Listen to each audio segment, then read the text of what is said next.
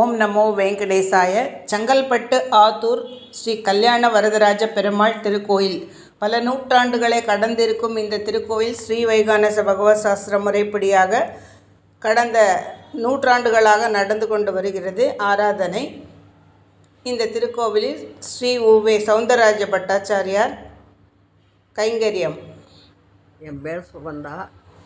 ஆத்தூர் கல்யாண வரத பெருமாள் கோவில் எங்கள் ஆற்றுல பண்ணிட்டுருக்கேன். இப்போ தொடர்ந்து பையனோடு பண்ணிட்டுருக்கோம். இங்கே தான் இருக்கும். சரியா? செங்கல்பட்டு தாம்பரம் வழித்தடத்தில் செட்டி புண்ணியம் மிக பிரபலமாக இருக்கும் இந்த திருக்கோவிலில் இன்று ஹயக்ரீவர் ஹோமம் கல்வி நலன் பெருக வேண்டி பிரார்த்தனையுடன் நடைபெற்றது. ஸ்ரீ வைகானச பகவத் சாஸ்திர முறைப்படி நடைபெறக்கூடிய இந்த திருக்கோவிலில் அதிக அளவு கூட்டம் காணப்படுகிறது. இங்கிருந்து ஒரு 10 கிலோமீட்டர் தூரம் சென்றால் ஸ்ரீபெரும்புதூருக்கு போகும் வழித்தடத்தில் கொளத்தூர் என்ற ஊர் அமைந்திருக்கிறது. இந்த கொளத்தூரில் ஆமோதவல்லி நாயகா சமேத ஆதிநாராயண பெருமாள் திருக்கோவில்.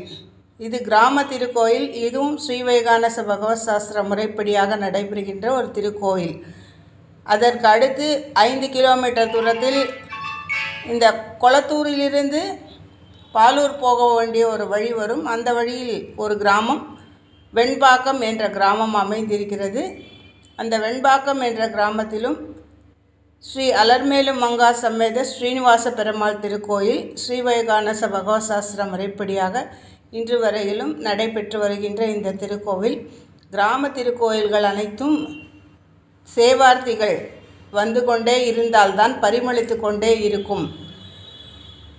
நம் வழித்தடத்தில் போகும் வழித்தடத்தில் இருக்கக்கூடிய ஹைவேஸில் இருக்கக்கூடிய கோயில்களை மட்டும் தரிசிக்காமல் இது போன்ற கிராம திருக்கோவில்களை நாம் தரிசித்து இப்படி ஒரு கோவில்கள் விளங்கி வந்திருக்கின்றன. சேர சோழர் காலத்துக்கு முற்பட்ட கோவில்கள் எல்லாம் எத்தனையோ கோவில்கள் காஞ்சிபுரத்தில் இருக்கிறது. அதை சென்று தரிசிக்கும் ஒரு நிலைமையாவது நாம் ஏற்படுத்தி கொள்ள வேண்டும். 8 மணி நேரத்தில் 8 கோவில்கள் தரிசிக்கலாம்.